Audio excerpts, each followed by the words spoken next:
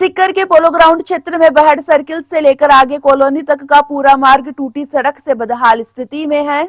यहाँ पर प्रशासन ने दीपावली से पूर्व सड़कों को खोद दिया था, पुरानी नालियां तोड़ दी थी। उसके बाद अभी तक भी काम पूरा नहीं हुआ है। पिछले 2 माह में स्थानीय दुकानदार और यहाँ निवास करने वाले लोग अस्थमा के शिकार हो रहे हैं। यहाँ रहने वाले दुकानदारों ने बताया कि सुबह नहा धोकर के साफ सफाई करके दुकान खोलते हैं, 1 घंटे में ही दुकानों में मिट्टी भर जाती है।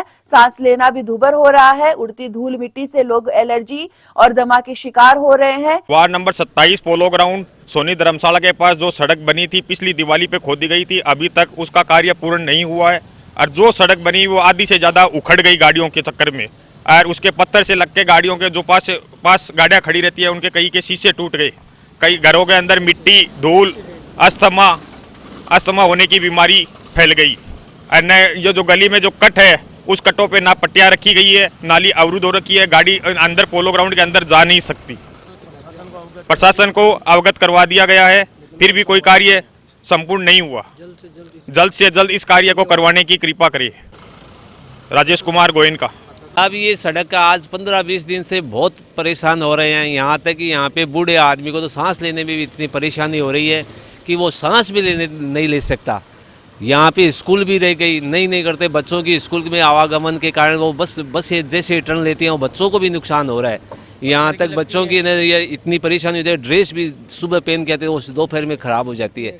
इसलिए आप एक दो बार बच्चे के भी एक बार परसों दिन यहाँ पे एक बच्चे के भी बस टच हो गई। इसलिए गवर्नमेंट ये प्रशासन की लापरवाही के कारण इसको जल्दी से जल्दी साहब इसका निपटारा करवाएगा। यही नहीं, वाहनों से उछलते पत्थर तो घातक सिद्ध हो रहे हैं। उल्लेखनीय है कि बहड़ सर्किल मार्ग सीकर के प्रमुख मार्गों में से एक है। यहाँ पर सोनी धर्मशाला है, विद्याश्रम जैसी बड़ी स्कूल है, कई रिहायशी कॉम्प्लेक्स है और व्यवसायिक कॉम्प्लेक्स होने के बाद भी नगर परिषद इस ओर कोई ध्यान नहीं दे रही है। पोलो ग्राउंड के पास में जो काम चालू हुआ था, इन्होंने दिवाली से 2 दिन पहले खुदाई चालू की थी। इन्होंने दिवाली का त्यौहार भी नहीं देखा था कि ये लोग त्यौहार बनाएंगे। इतनी जल्दी करने के बाद में भी आज ये काम में अधूरा पड़ा है, तो ये प्रशासन की बहुत बड़ी लापरवाही है। कहाँ तो आप दिवाली पे जल्दी कर रहे थे, आपने नालियाँ खोदी दिवाली पे, हमारे दिवाली का त्यौहार ख़राब हुआ और आज ये काम कम से कम 20 दिन से बंद पड़ा है। और जो मिट्टी उड़ रही है, सिर्फ मिट्टी डाल के चले गए, यहाँ पे मिट्टी उड़ रही है, बीमारी का घर हो गया है ये। और नालियाँ भी जो है वो आधी अधूरी बनी है, पूरी बनी नहीं है। नालियाँ भी एक जैसी नाली नहीं बनी है, कहीं पे छोड़ दिया गया है बीच में इसको। और नाली के ऊपर है वो पत्थर भी नहीं रखे हैं अभी तक। आए दिन लोग नाली में गिर जाते हैं, पैर, मेरा खुद का पैर फिसल के गिर गया, टूटते बच्चा है। तो ये अवगत कराना चाहूँगा आपके माध्यम से कि इसको जल्द से जल्द काम को पूरा करें ताकि सुविधा हो आम पब्लिक को, आम जन को सुविधा हो इसके अंदर। और ये बीमारी का घर नहीं बने कल को किसी के मिट्टी। मैं रोज़ मिट्टी, मतलब हमारे दुकान है हमारी, तो उसमें मिट्टी घुस जाती है रोज़ की रोज़ और सांस लेने में तकलीफ। मैं रामस्वरूप सोनी, मंत्री पोलो ग्राउंड कॉलोनी समिति। ये कॉलोनी सीकर से सबसे बढ़िया कॉलोनी में से है, लेकिन इसके बावजूद यहाँ सड़क की जो दुर्दशा और सड़क की अव्यवस्था से लोग अस्थमा से पीड़ित हो रहे हैं। मैं चाहता हूँ कि प्रशासन इस पर पूरा ध्यान दे, क्योंकि स्वास्थ्य तो पहला प्रशासन का उद्देश्य होना चाहिए, हर आदमी स्वस्थ रहे। तो कृपया इस पर पूरा ध्यान दे और इस कॉलोनी की सड़कों को दुरुस्त किया जाए।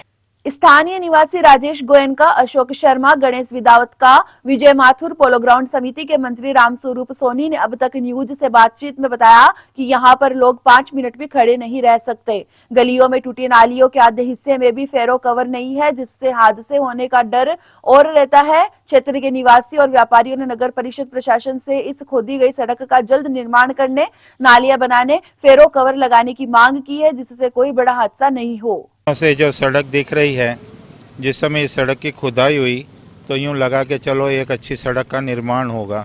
ये अच्छी सड़क का निर्माण होने से ये पहले से भी ज़्यादा बदतर हो गई। पहले कम से कम खड्डे ही थे छोटे छोटे, वो स्वास्थ्य के लिए हानिकारक तो नहीं थे।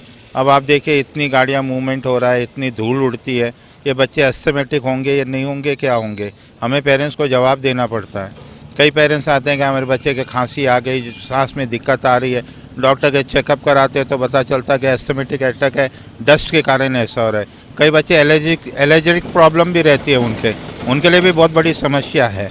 रोज़ आए दिन हम ये देखते हैं कि अब निर्माण हो जाएगा, अब निर्माण हो जाएगा, तो ऐसी कैसी पड़ी है। ये कोई ठीक नहीं है ना, ये मेजर चीज़ है, इसको प्रशासन को देखना चाहिए। अगर आपने एक बजट पास किया है, एक आपके शेड्यूल के अंदर सड़क का निर्माण होना है तो फिर होना है। जब आपने खुदाई करी और की तो इसका मालूम है कि इसको हमें इसको पक्की रोड में कन्वर्ट करना है, तो फिर ये क्यों नहीं हुई? ये तो लापरवाही का ही संदेश है, और क्या कह सकता हूँ।